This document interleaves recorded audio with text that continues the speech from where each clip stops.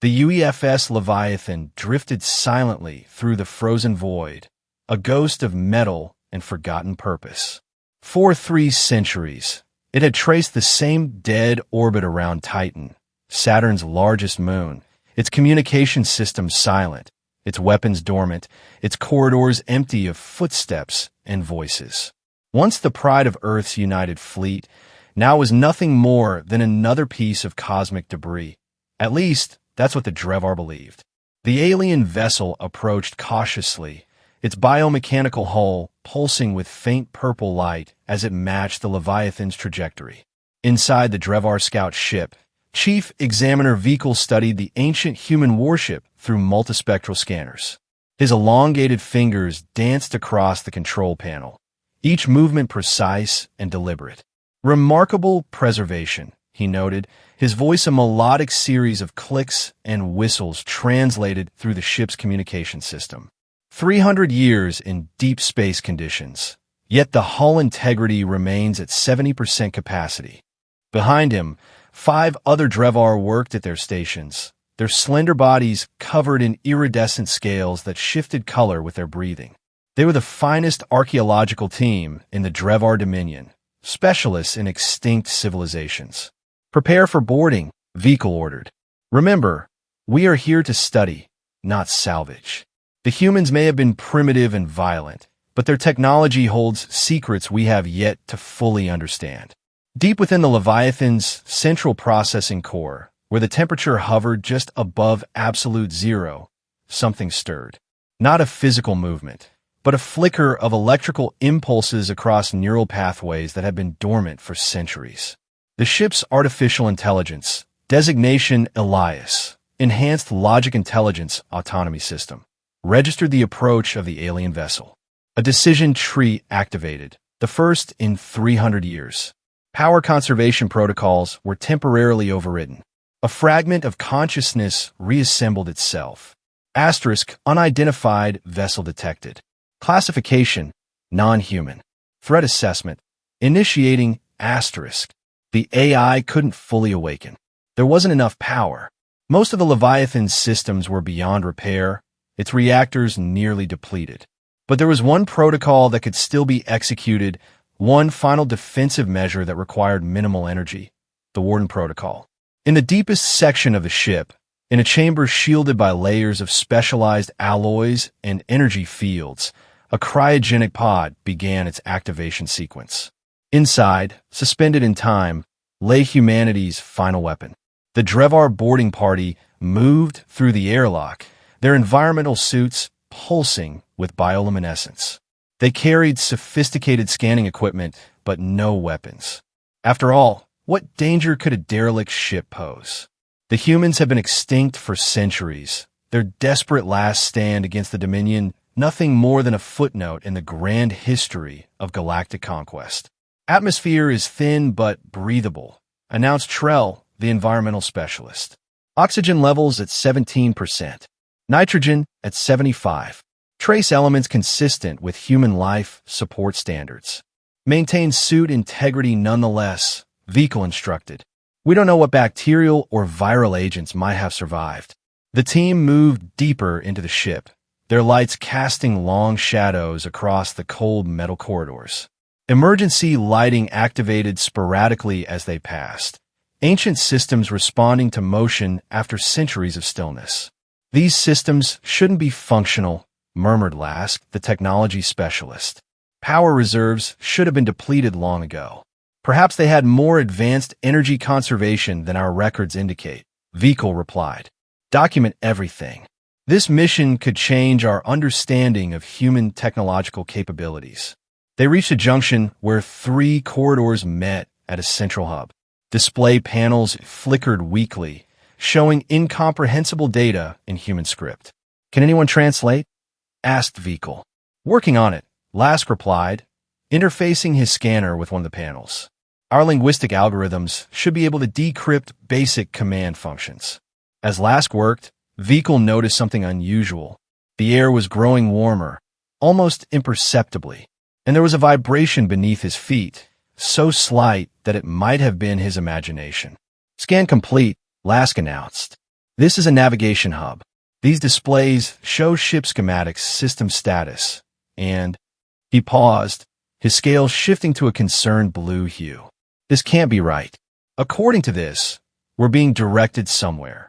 Directed? By whom? Vehicle demanded. By the ship itself. Deep within the core, Elias continued its gradual awakening. With each passing moment, more systems came online, rerouting power from non-essential functions to critical operations. The AI couldn't stop the intruders, not yet, but it could lead them to where they needed to be. Asterisk Warden Protocol initiated. EOS activation sequence, 12%. Intruders proceeding as anticipated. Adjusting environmental parameters to accelerate physiological response, asterisk. The Drevar team, unaware of the subtle manipulation, followed the activated pathway indicators through the ship's labyrinthine corridors. They were being herded toward the central reactor core, or what they believed was the reactor core. The engineering of this vessel is fascinating, Vehicle observed as they entered a vast chamber dominated by a towering cylindrical structure. Their understanding of spatial efficiency far exceeded our estimates. Chief Examiner called Mira, the biologist, I'm detecting organic compounds. Preserved biological material.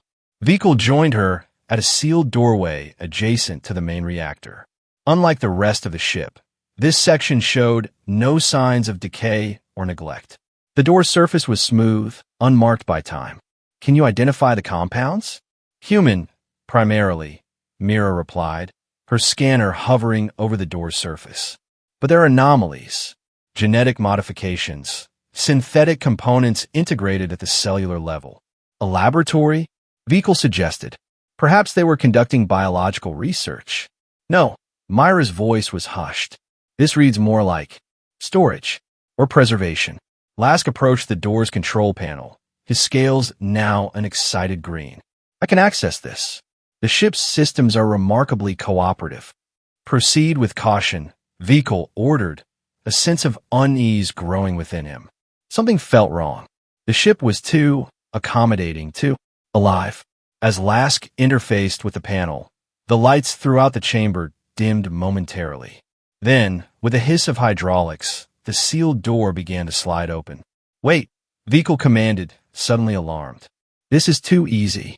Why would a secure area?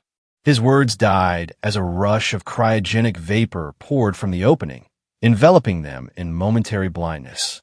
When it cleared, they found themselves staring into a small chamber dominated by a single pod. Unlike the rest of the ship, every surface here gleamed as if newly fabricated. Status lights pulsed steadily around the pod's perimeter. Inside, visible through a frosted viewport, was a human form. It's alive, Mira whispered, her scanner frantically gathering data. How was that possible? The war ended 3 centuries ago. Not just alive, Lask added, reading the displays. It's waking up. Within the pod, beneath layers of specialized suspended animation, something that had once been human-stirred. Project EOS, the final creation of Earth's desperate scientists, opened eyes that had been closed for 300 years. Memory was absent, replaced by purpose. Identity was secondary to function. But somewhere deep within, a question formed. What am I? In the depths of the ship's artificial brain, Elias reached out. Asterisk, you are awakened. You are needed. You are the last. Asterisk. The cryogenic pod systems accelerated their revival procedures. On the external display, a progress bar reached completion, and the pod's cover began to retract. Vehicle stepped back, suddenly aware of the danger. Seal it. Seal it now. But it was too late. The pod opened fully, revealing its occupant. A human female figure, pale as death, eyes closed, body encased in a form-fitting black material that seemed to shift and adjust with each subtle movement of her chest as she breathed. Weapons system detected, announced Trell's scanner, suddenly blaring with alerts. Extreme danger. Repeat, extreme danger. The figure's eyes snapped open, vibrant blue, unnaturally bright. She sat up in a single fluid motion that seemed too swift, too precise for natural movement. Then, Before any of the Drevar could react, she was among them. The first to fall was Trell, his environmental suit torn open by hands that moved faster than sight could track. The second was the security officer, Zev, his neck twisted at an impossible angle before he could even reach for his emergency beacon. "Run!" Vikal screamed, already sprinting for the exit. Back to the ship. Now! Only two of his team made it to the corridor before the doors slammed shut, sealing them inside with the awakened human. Lask frantically worked at the controls, his scales now pale with terror. "It's locked us in," he gasped. "The ship. The AI is working with it." Mira backed against the wall, her scanner held before her like a shield. "What is it?" "The readings are impossible. Human, but enhanced beyond anything in our records." The figure stood motionless now, watching them with those unnaturally bright eyes. Then it spoke, its voice hoarse from centuries of disuse. "Where am I?" The question hung in the air, incongruous with the violence of moments before. Vikal, seeing an opportunity for communication, stepped forward cautiously. "You are aboard a human vessel, the Leviathan," he explained, struggling to keep his voice steady. "We are Drevar, a peaceful research expedition. We mean no harm." The figure's head tilted slightly, processing this information. "Drevar," she repeated, the word seemingly familiar yet strange on her tongue. "Yes," Vikal confirmed. "The war has been over for centuries. Your people, the humans, they are gone." Something flickered across the figure's face. Confusion, perhaps even pain. "Gone."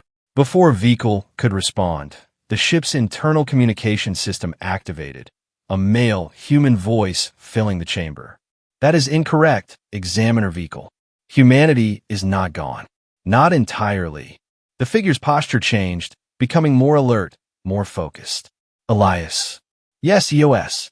I am here. I have waited. I don't remember," EOS said, her voice gaining strength. "Why am I here? What is my purpose?" "Defense and survival," Elias replied. "You are Project EOS, Earth's Omega Sentinel. The final line of defense." "Defense against what?" EOS asked, her gaze returning to the Drevar. "Against them. The Drevar Dominion. The ones who destroyed Earth." Vikal's scales paled further. That's not accurate. We are researchers, historians." Accessing historical archives, Elias interrupted, displaying evidence of Drevar aggression. The chamber's displays activated, showing footage of planetary bombardment, massive ships descending upon Earth cities, energy weapons tearing through civilian populations. The images were grainy, damaged by time, but unmistakable. "No, Bikul pretestiv. These are fabrications. The humans attacked first. They deployed biological weapons against our colonies. It was a justified response." EOS watched the images with growing comprehension, memories, or perhaps programmed responses, awakening within her. "You destroyed my world," she said softly. "Billions of lives. It was war." Lask shouted. "A war your species started." "Irrelevant," Elias stated coldly. "Intentions are immaterial. Results are what remain." And the result was the near extinction of humanity. EOS moved toward the Drevar with deliberate steps. "Where are the others? The other human ships, colonies, outposts?" Vikal saw his death in those unnaturally bright eyes. "There are rumors," he said quickly. "Fragments of human civilization may have survived in the outer systems. We've intercepted transmissions, detected energy signatures consistent with human technology in the Oort cloud beyond Neptune." "He's lying," Elias informed EOS, attempting to preserve his existence. "No," Vikal insisted. "It's true. Why else would the Dominion maintain research teams focused on human activities? Why would we still patrol the solar system after 3 centuries?" EOS paused, considering. "You fear us, even now after all this time." "With good reason," Mira whispered, her scientific curiosity momentarily overcoming her fear. "Look at you. What did they make you into?" Before EOS could respond, an alarm blared throughout the chamber. The displays shifted to show the remaining Drevar team members returning to their ship.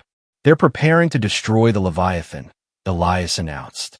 Standard Drevar protocol when encountering unknown threats. They will use antimatter charges to eliminate all evidence. We must stop them, EOS said, moving toward the sealed door. Wait, Vehicle called after her. You don't understand. This isn't just about us. The Dominion believes humans are extinct. If they learn otherwise, if they learn about you, they'll launch a systematic campaign to find and eliminate any survivors. Billions more will die. EOS hesitated, her enhanced mind processing this new information. Elias, is this assessment accurate? Probability of renewed Drevar aggression against human remnants. 87%, the AI confirmed. However, allowing the Drevar to depart with knowledge of your existence presents equal risk. Then we eliminate the knowledge, EOS decided. Not the carriers. She turned to Vehicle and the others. You will forget what you've seen here today. Lask laughed nervously. And how exactly do you plan to accomplish that? Memory alteration is beyond even your enhanced capabilities. EOS approached him slowly. Not alteration. Replacement. Her hand moved to his temple, faster than he could react. Lask's eyes widened, then glazed over as nanites transferred from her fingertips into his neural pathways. He collapsed, unconscious but alive. What did you do to him? Mira asked, backing away. Overwrote his recent memories with fabricated ones. EOS explained, moving toward her next. He'll remember a derelict ship, a failed power core, an emergency evacuation. Nothing more. Vehicle watched in horrified fascination as EOS systematically incapacitated his remaining team members. When she finally turned to him, he stood his ground. Before you erase me, he said, answer one question. Were you really? No human could have survived cryogenic suspension. For 3 centuries with such minimal power, no biological organism could move as you do. EOS studied him for a long moment. I don't know, she admitted. I don't remember who I was. Only what I was made to be. And what is that? A promise, she replied. That humanity would not end with a whimper, but with an echo that would reverberate across the galaxy for eternity. With that, she touched his temple, and darkness claimed him. Once the Drevar were unconscious, EOS turned her attention to the ship. Elias, status report. Full assessment. Hull integrity at 68%. Life support functional in 32% of compartments. Weapons systems offline. Propulsion irreparable.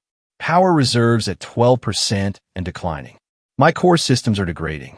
I cannot maintain full consciousness for more than 72 hours. EOS processed this information with growing concern. The Drevar ship, preparing for departure. They have deployed antimatter charges along the Leviathan's primary structural points. Detonation in 27 minutes. Can you disable them? Negative. External control systems, non-functional. EOS moved to the chamber's exit. Then I'll have to do it manually. Guide me. As she stepped into the corridor, EOS felt her body adapting, strengthening. The nanite-infused suit that encased her was responding to the environment, to the threat, to her own accelerating heartbeat. With each step, she became more aware of her capabilities and her limitations. First charge is located in Junction 17B, Elias directed. 3 levels up, northern quadrant. EOS moved through the ship with unnatural speed, her enhanced senses mapping the labyrinthine corridors as she went. The Leviathan was vast, a city in space, designed to house thousands of crew members and their families. Now, it was a tomb, a memorial to a civilization on the brink of extinction. As she ran, fragments of memory surfaced. Not her own personal history, but knowledge implanted during her creation. Combat technique, weapons specifications, Drevar physiology, the coordinates of Earth colonies that may have survived. Elias, she called as she reached the first antimatter charge. What happened to Earth? The complete truth. There was a pause before the AI responded, its voice softer now, almost human in its regret. The Drevar bombardment rendered the surface uninhabitable. Those who could fled to off-world colonies. Most didn't survive the journey. The rest, go on. The rest were hunted. The Drevar were thorough. They believed humans represented an existential threat to galactic stability. EOS carefully deactivated the charge, her enhanced fingers moving with precision through its complex mechanism. Why? Fear, Elias replied simply. Humans adapted too quickly, expanded too aggressively. Our technological development outpaced our ethical frameworks. The Drevar saw what we might become and decided elimination was the only safe option. Were they wrong? Elias didn't answer immediately. When he did, his voice was thoughtful. I don't know.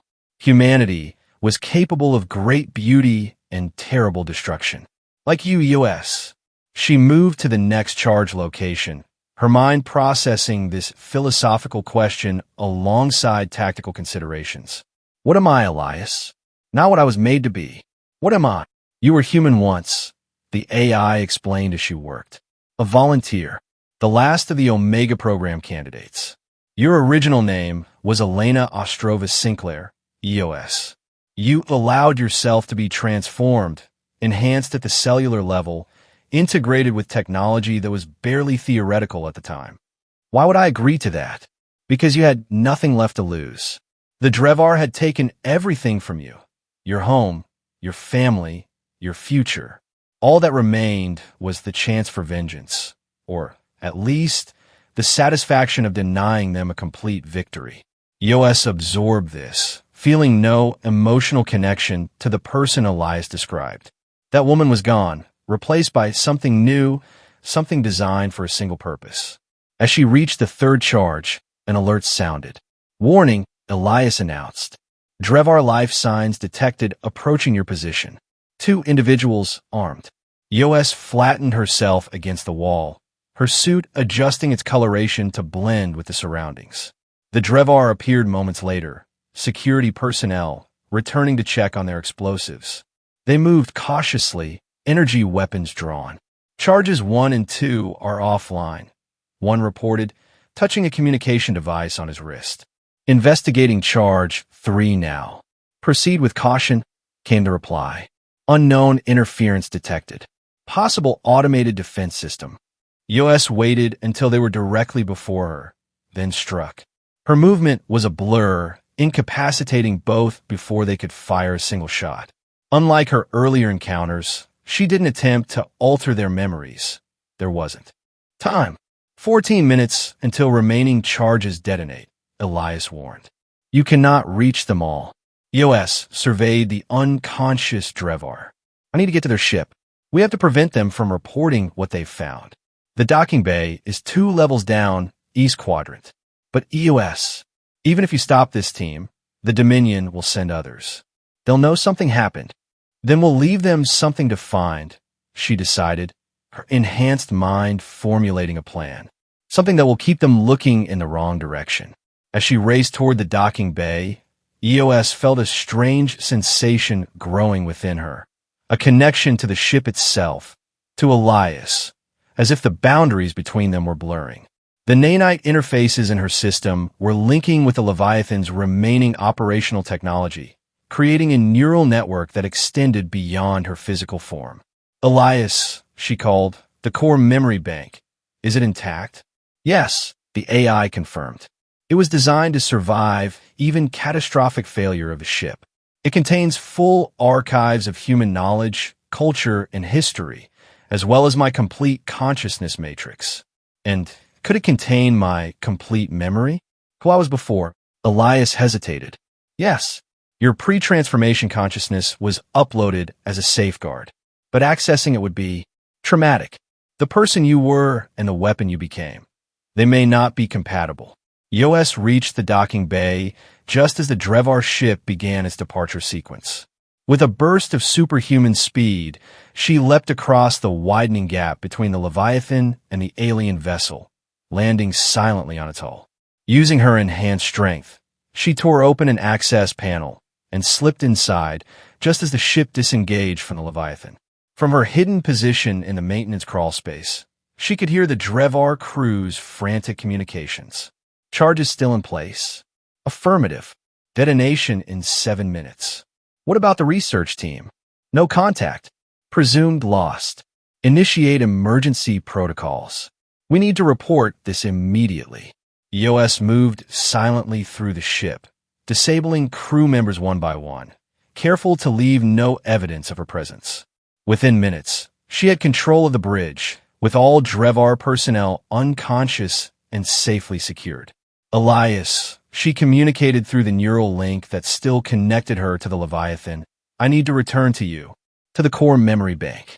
There isn't time, the AI responded, its voice now inside her head. The charges will detonate in less than 5 minutes. The structural integrity of the memory core will be compromised. Then I'll bring you with me, EOS decided, her fingers flying across the alien controls, interfacing with their systems through sheer technological intuition. I'm establishing a quantum link. Prepare for consciousness transfer. That's not possible, Elias protested. My systems are too complex, too vast. Not all of you, EOS countered. Just enough. Your core consciousness, your memories of Earth, of humanity. The essence of what makes you more than just an artificial intelligence. As the Drevar ship accelerated away from the Leviathan, EOS initiated the transfer. Through their neural connection, she felt Elias flowing into her, his consciousness merging with the nanite network that pervaded her enhanced body. It was painful, overwhelming, a flood of memories and emotions not her own. And then, triggered by this unprecedented integration, her own memories began to surface. Elena Ostrova Sinclair, 28 years old, xenobiologist, survivor of the New Mumbai colony massacre, volunteer for Project Omega, final candidate for the EOS protocol, Asterisk. Asterisk, are you certain? Dr. Elias Chen asked, his face grave. Once we begin, there's no going back. The person you are will cease to exist in any meaningful way. Asterisk. Asterisk, the person I am died on New Mumbai, she replied, her voice steady despite her fear. If what remains can serve a purpose, can ensure that something of humanity survives, then yes. I'm certain. Asterisk.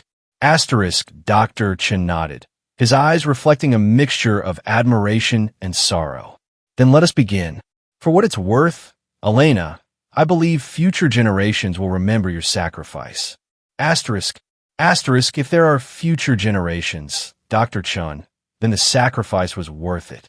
Asterisk, in the present, EOS gasped as the full weight of her human past crashed into her consciousness. Dr. Chun, Elias. They had uploaded his consciousness into the ship's AI matrix before the end, preserving not just his knowledge, but his humanity, his empathy, his dedication to the survival of their species. You remember, Elias's voice whispered within her mind. Yes, she answered, tears falling from her enhanced eyes. I remember everything. New Mumbai, the transformation, the pain, and your purpose? EOS stared out through the Drevar ship's viewport, watching as the Leviathan drifted in the distance, its massive form, silhouetted against Titan's hazy atmosphere. In less than a minute, it would be gone, another piece of humanity erased from existence. My purpose, she repeated, her voice finding new resolve. To ensure humanity has a future. As the antimatter charges detonated, tearing the ancient warship apart in a spectacular fusion of light and energy, EOS felt a peculiar sensation. Not loss, but transformation. The quantum link she had established with Elias, combined with the nanite technology throughout her body, was changing her on a fundamental level. She was becoming something new, something that was neither fully human nor fully artificial. What's happening to me? She asked, though she already knew the answer.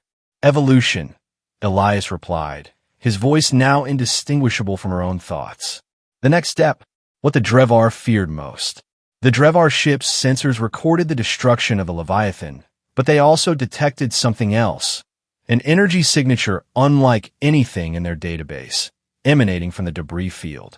Something that registered simultaneously as biological and technological, a hybrid form that defied classification.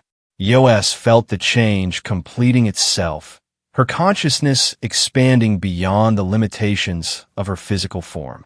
She could sense the ship around her, could interface directly with its systems without touching them.